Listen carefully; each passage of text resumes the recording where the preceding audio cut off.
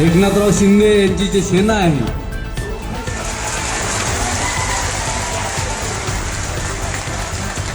दबंग नेतृत्व बच्चूभाऊ कडू आपल्या सोबत राहणार आहेत.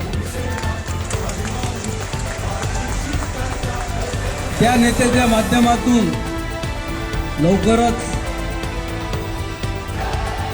मी त्या पक्षामध्ये प्रवेश घेणार आहे आपल्या सर्वांच्या साक्षीने. तेव्हा तुम्ही मला आशीर्वाद द्याल, मला ताकद द्याल